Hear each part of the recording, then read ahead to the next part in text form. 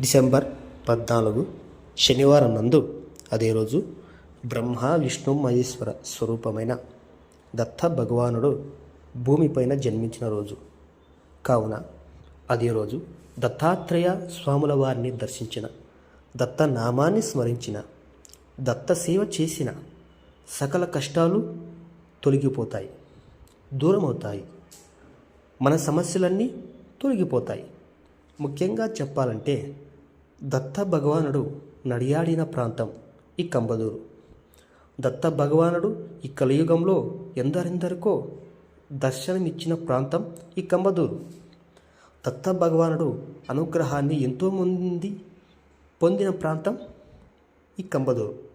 దత్త భగవాన్ అవధూతగా అవతరించిన ప్రాంతం ఈ కంబదూరు. ఈ ప్రాంతాన్ని జీవితంలో ఒక్కసారి దర్శించిన దత్త భగవంతుడి ఆశీస్సులు ఏర్పడతాయి. శ్రీ క్షేత్ర గానగాపురం, పిఠాపురం, అక్కలకోట ఇవన్నీ దత్తాత్రేయుడి నివాసం ఉన్న ప్రాంతాలు అని చెప్పవచ్చు. ముఖ్యంగా అందులో ఒక భాగమైన కంబదూరు దత్తాత్రేయ పీఠం అని చెప్పవచ్చు.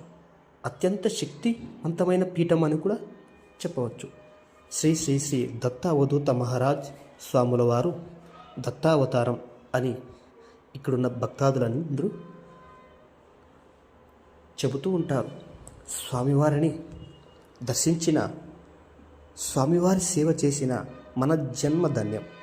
అంతేకాదు దత్త జయంతి నందు అదే రోజు స్వామివారి దర్శనానికి వచ్చిన భక్తులందరికీ శనివారం ఉదయం మన దత్తాత్రేయ స్వాముల వారి అభిషేకములు, పూజలు మొదలవుతాయి.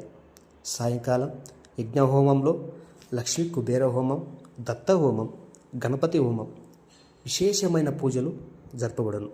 మరియు దత్తాత్రేయ స్వామి వారికి అభిషేకించిన అత్యంత శక్తివంతమైన ఈశ్వర స్వరూపమైన రుద్రాక్షాలు, లక్ష్మీ ఫలము, ధనఫలము, శ్రీఫలము, లక్ష్మీ విభూతి, స్వామివారి పూజలో పూజించిన టవల్, ఇంకా కొన్ని పూజలో పూజించిన శక్తివంతమైనవి ప్రతి ఒక్కరికి వచ్చిన భక్తాదులందరికీ ఇవ్వడం జరుగుతుంది.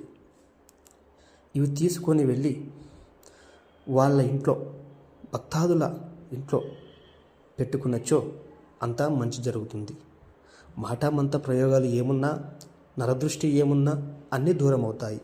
ఇవన్నీ అందరికీ ఉచితంగా ఇవ్వడం జరుగుతుంది. అందరూ రండి. లక్ష్మీదేవి కృపా కటాక్షం సంపూర్ణంగా కలగాలంటే ఇవన్నీ మీ ఇంట్లో ఉండాలి. అందరూ వచ్చి ఈ అదృష్టాన్ని పొందండి. స్వామివారి సేవ చేయండి. జై గురుదత్త.